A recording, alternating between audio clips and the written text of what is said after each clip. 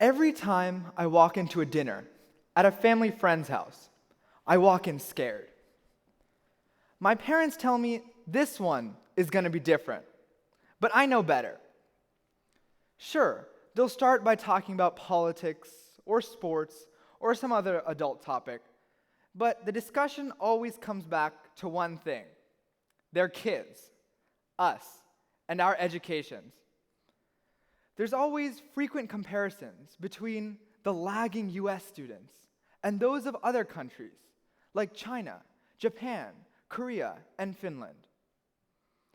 No one agrees on anything regarding public education, except for one supposed fact.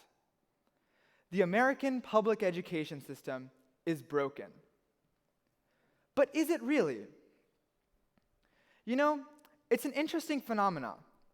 According to a recent Gallup poll, only 29% of American adults expressed confidence in the American education system, with many citing teaching towards testing as a major reason for their concern.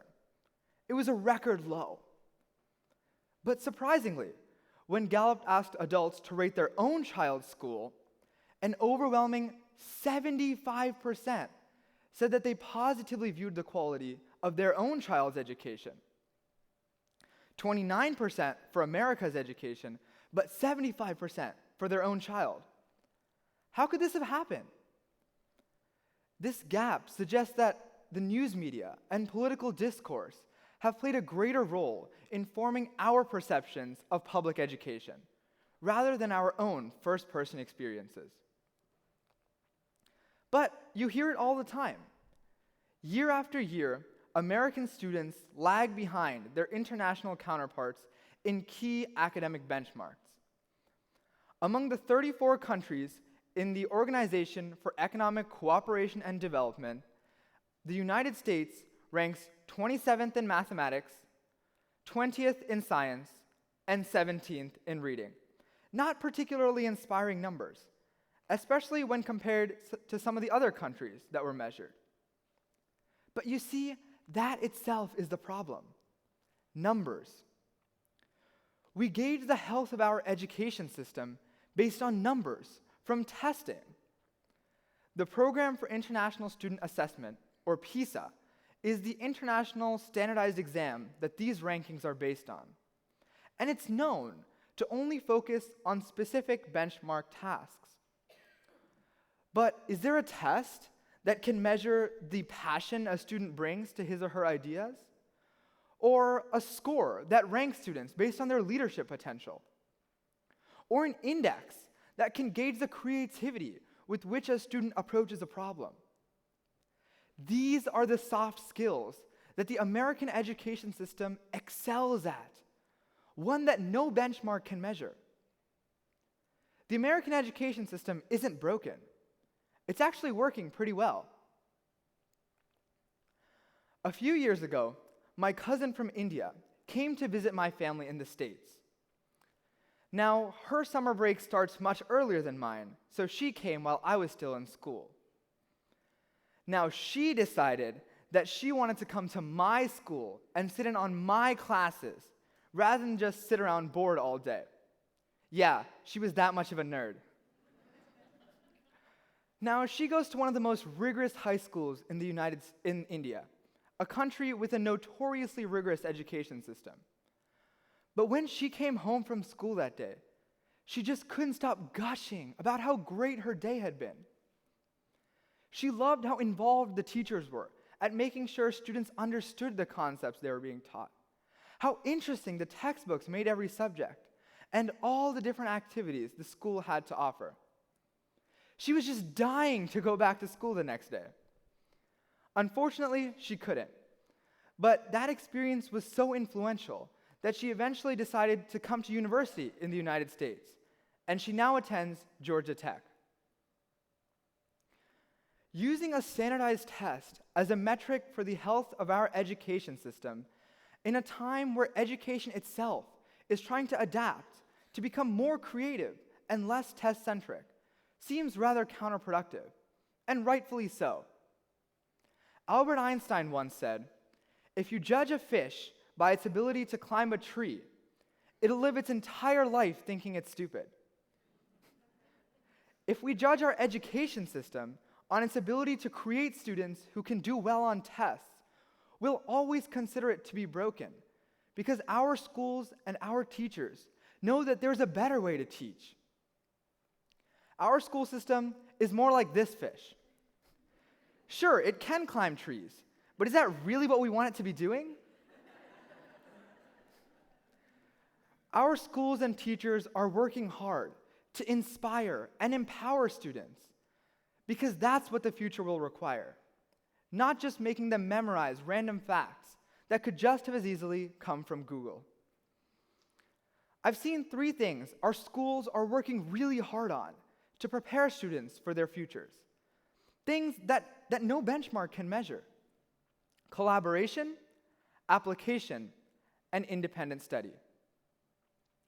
Our schools and teachers recognize that in the real world, collaboration often trumps competition, because the real world forces people to work together, even if they really don't want to. At the real world, the only way to make true change happen is with people working together. In fact, group projects and projects requiring discussion and debate were the 2 areas where students reported the greatest engagement in their curriculums.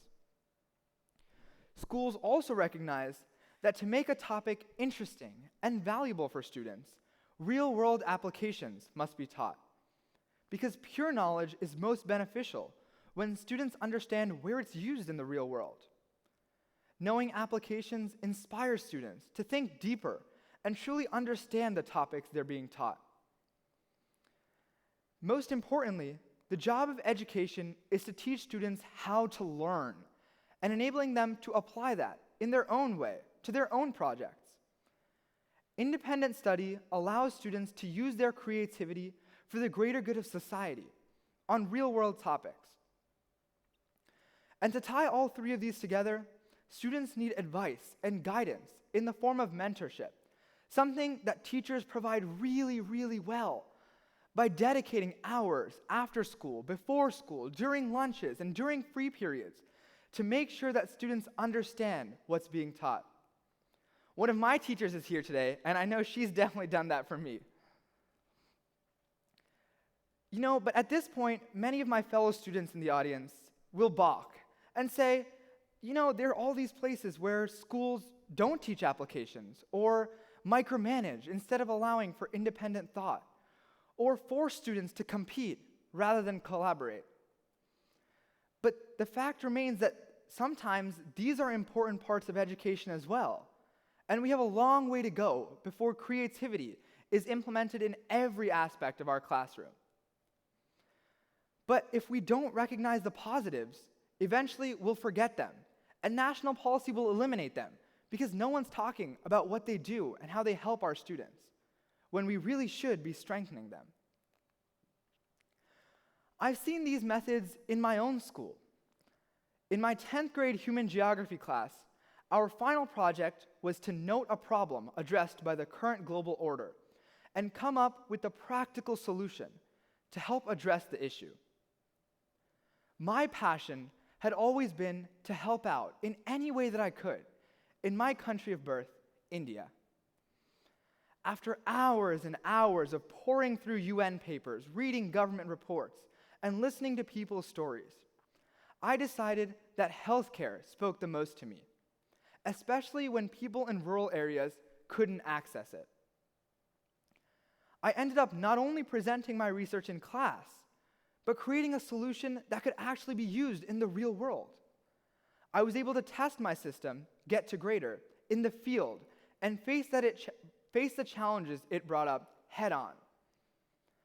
Through my school, I was able to reach out to Penn State for funding, doctors at nonprofits in India, and developers to help me work on the app.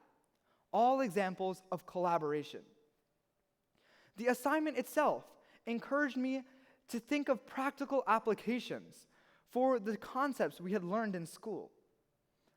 And it also required me to work on my own, tackle problems my own way, through my own creativity, through independent study. At each level of the process, my school enabled me to succeed, not by providing me with everything I needed, but by enabling me to seek it out for myself and apply it. Now, let me be clear. The United States public education system does still face very significant problems, chief among those being inequity in levels of schooling different schools can provide. Most schools just don't have the resources to establish high-tech labs or sponsor expensive field trips. Mine certainly didn't. But still, schools are doing their absolute best to incorporate these soft skills where they matter most, right in the classroom, and we should acknowledge that they do. The biggest consequence of our overwhelmingly negative perception of public education is that we try to fix it in ways that get rid of what made it so great to begin with.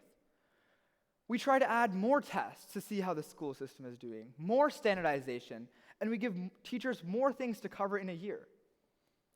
We try to model our system on those of other countries that play to different strengths than ours, moving backwards when we should be moving forward.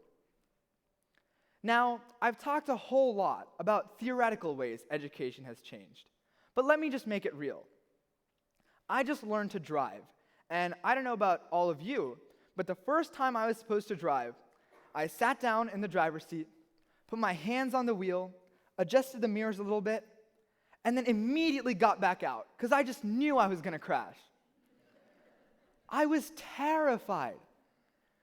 Now imagine if we went back to teaching math, science, social studies, or history. If we went back to teaching driving the way we used to teach all these core subjects. Class, let's open up to page 45 of the driver's manual and begin reading. Now, who can tell me where the gear shift is located? It's part of benchmark 3.3, so you should really know it. Good job. Your final exam is going to be on Monday, and here's your study guide. If you pass with more than a 75%, you'll be free to drive on the road with no restrictions. Good luck. And instantly, we've just doubled the size of the airbag industry. There's a reason why students have to practice driving for 65 hours before they're even eligible to get their junior's license, after which they practice for an entire year before they get their real license. Now, I'm not saying that the theory behind driving isn't important. That's why we still have theory tests.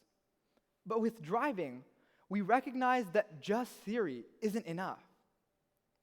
First, students work with peers and instructors and parents to understand the ins and outs of driving. Collaboration. Then, they practice with a parent on the real road for at least 65 hours. Application. Then finally, they have an entire year under a junior's license to understand their own personal driving style. Independent study. Now, we just have to remember that this method works, and we should use it in our schools too. So let's celebrate this, let's recognize the weaknesses of our education system, but let's also celebrate their strengths, the incredible dedication they inspire in teachers, the environment they create for students to succeed, and the students themselves that they empower to be great in our world. Thank you.